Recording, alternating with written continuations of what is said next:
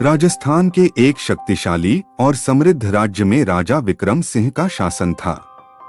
उनका राज्य दूर दूर तक अपने वैभव और वीरता के लिए प्रसिद्ध था।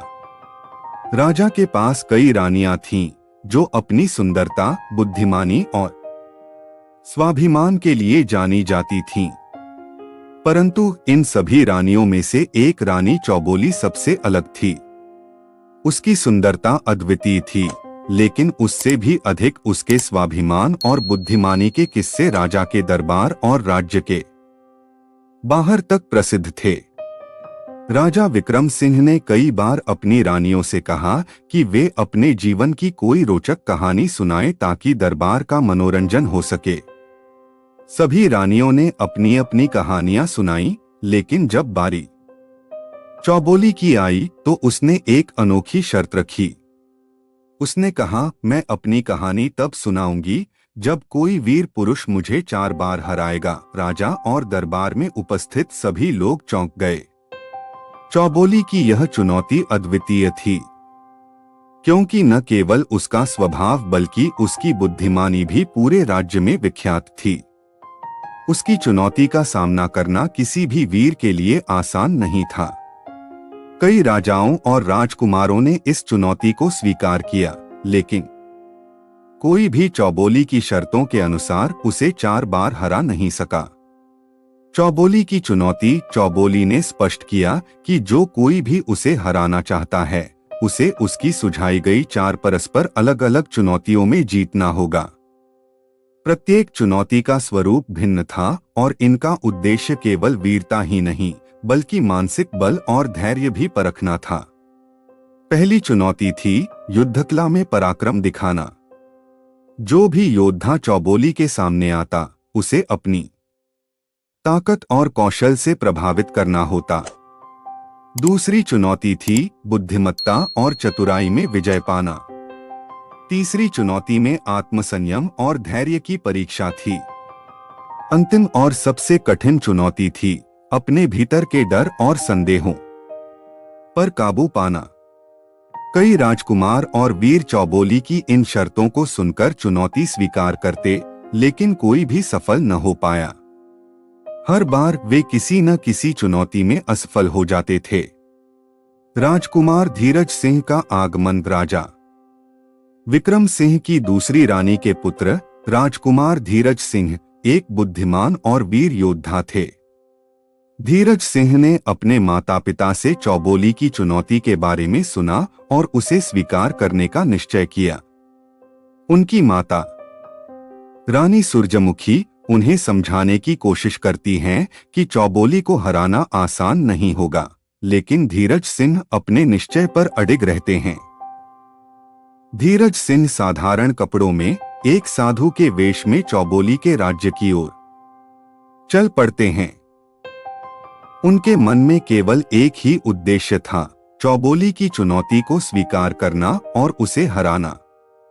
राजकुमार धीरज सिंह साधु के वेश में चौबोली के राज्य की ओर चल पड़े।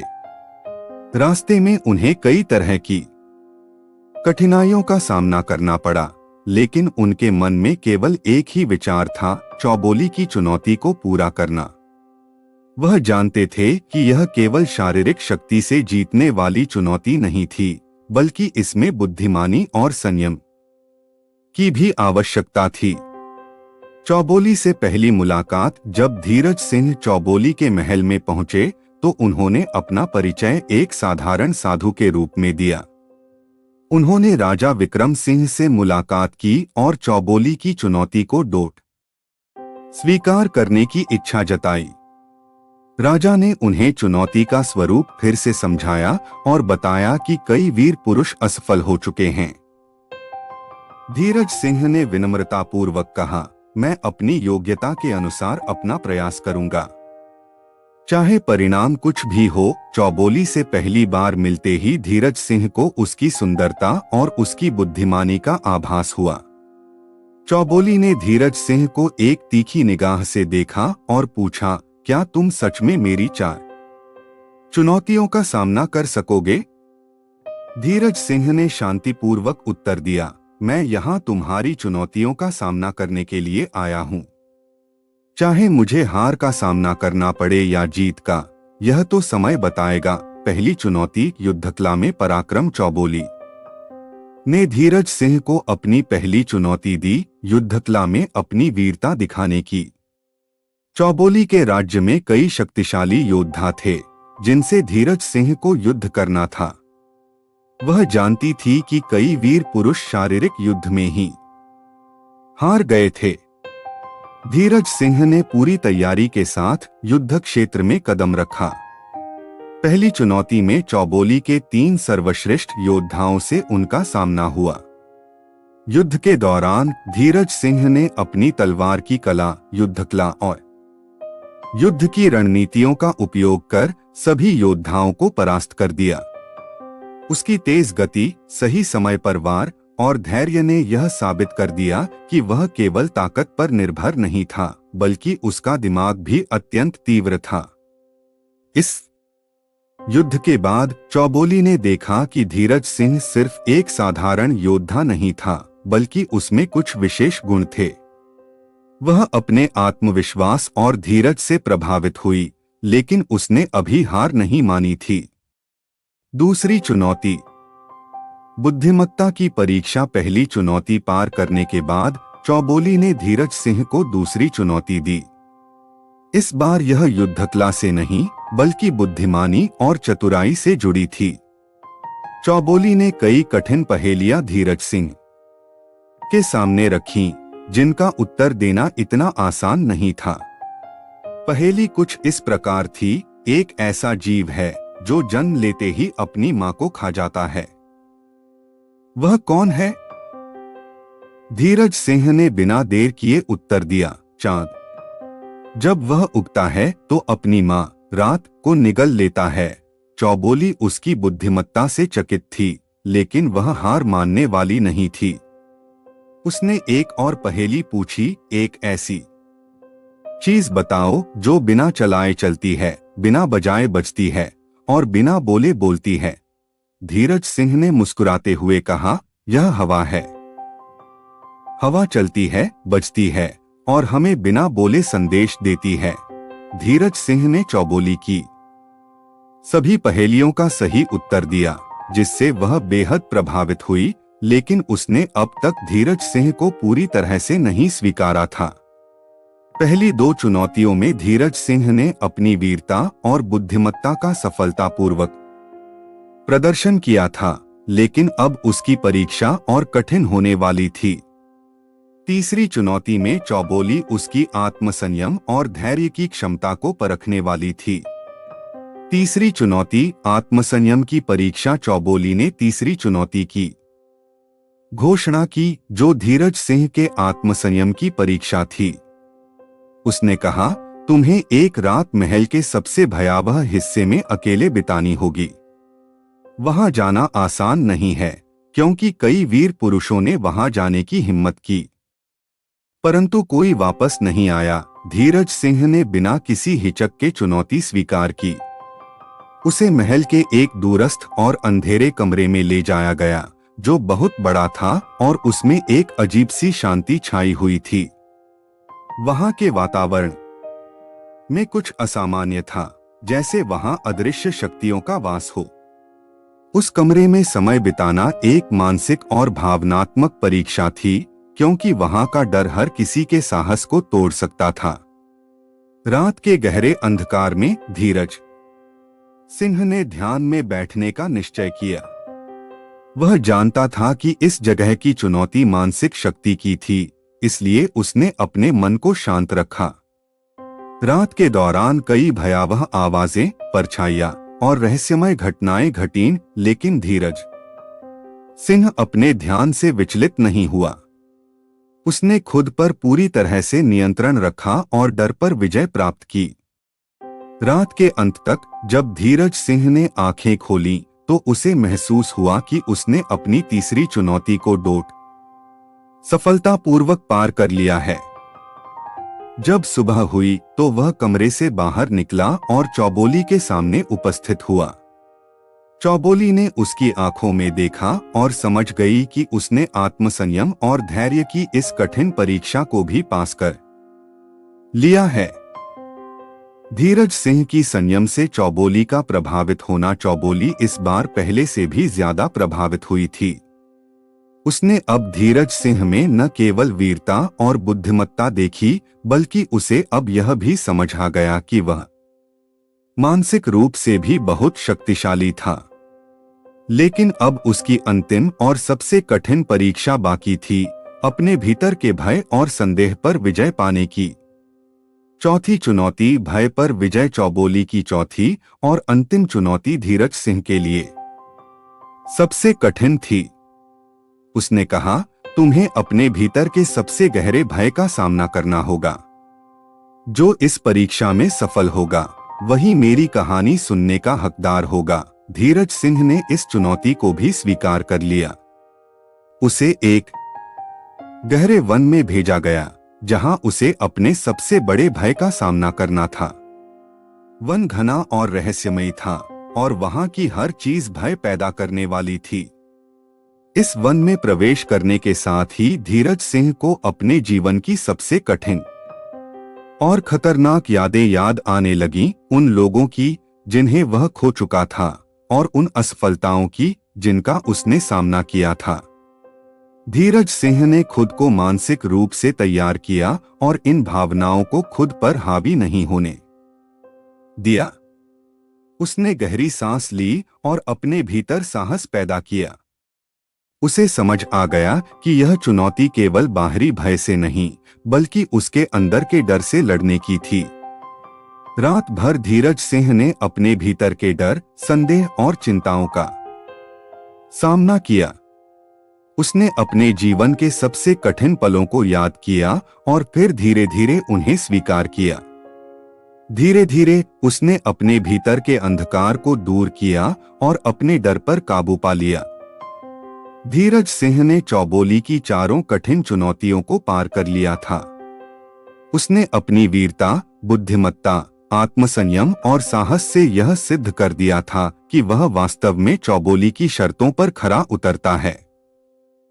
अब बारी थी चौबोली की कहानी सुनने की, जिसे सुनने के लिए धीरज सिंह और दरबार के लोग लंबे समय से प्रतीक्षा कर रहे थे। चौबोली की कहानी, एक नारी का संघर्ष। चौबोली ने धीरज सिंह को अपने सामने बैठने का संकेत दिया और कहा, तुमने मेरी सभी चुनौतियों को पार कर लिया है।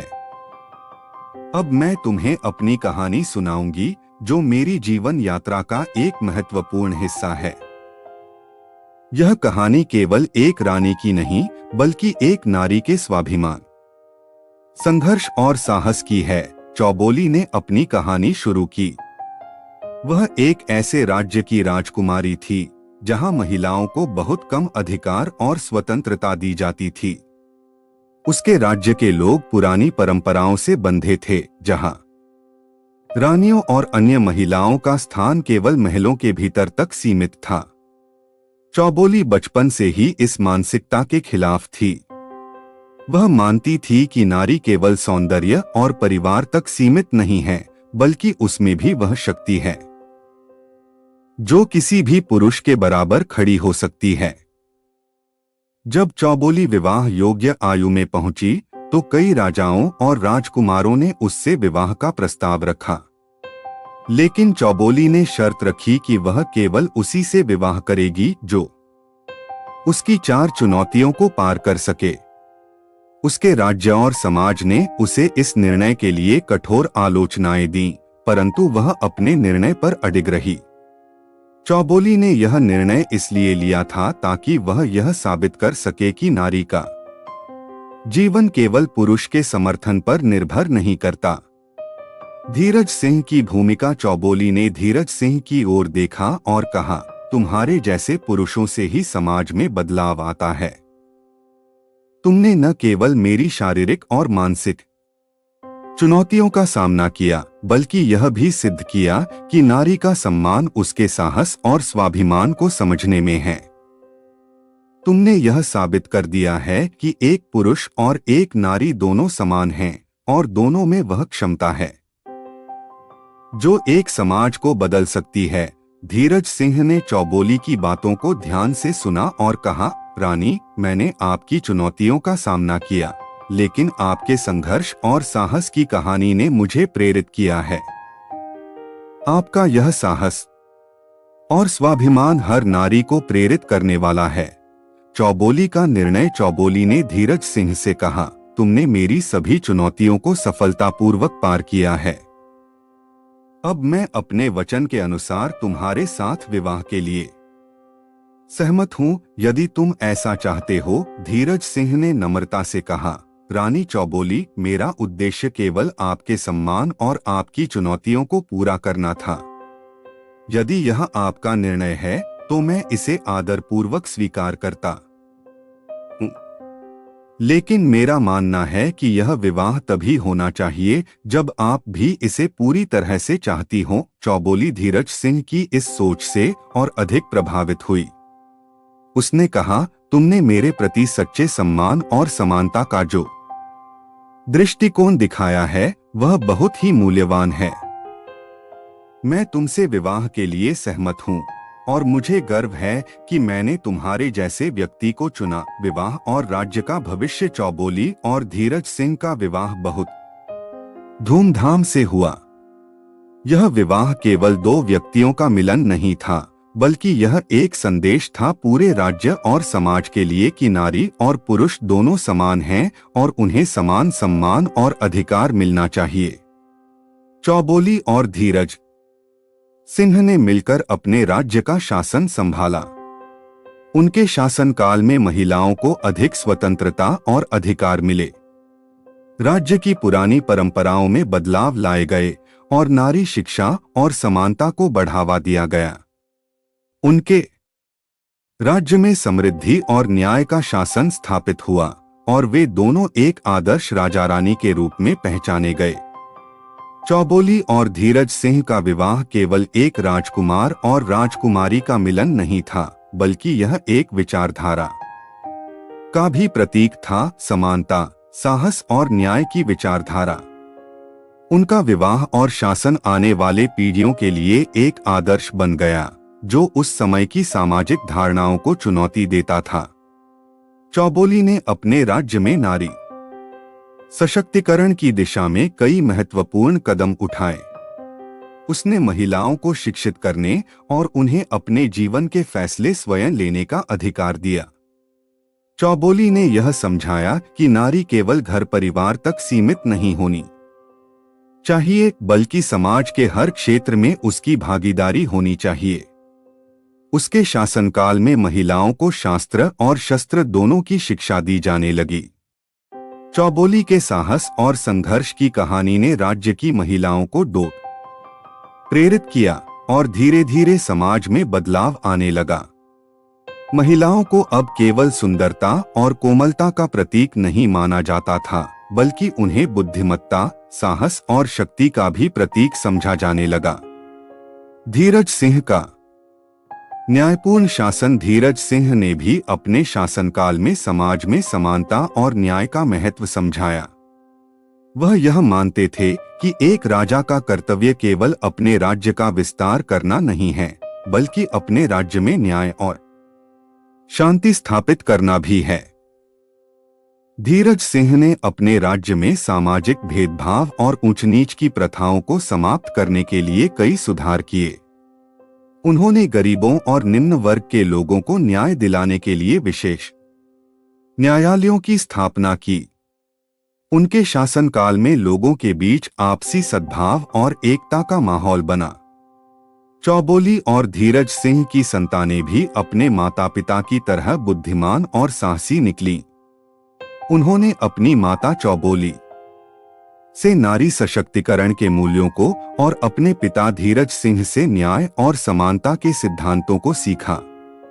उनकी संतानों ने राज्य में एक नई विचारधारा का प्रसार किया, जहां नारी और पुरुष दोनों को समान अधिकार और सम्मान मिले।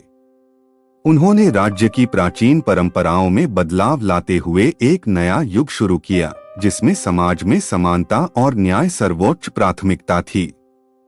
चौबोली और धीरज सिंह के संयुक्त शासनकाल में राज्य में सुख समृद्धि का युग आया।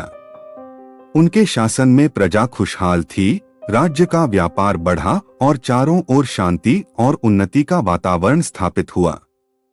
राजा और रानी ने मिलकर राज्य के हर वर्ग को सशक्त किया, चाहे वह नारी हो, किसान हो, व्यापारी हो या सैनिक। उनके द्वारा उठाए गए सुधारों के कारण राज्य ने हर क्षेत्र में प्रगति की और आने वाले समय में भी उनकी नीति और सोच राज्य को आगे बढ़ाती रही।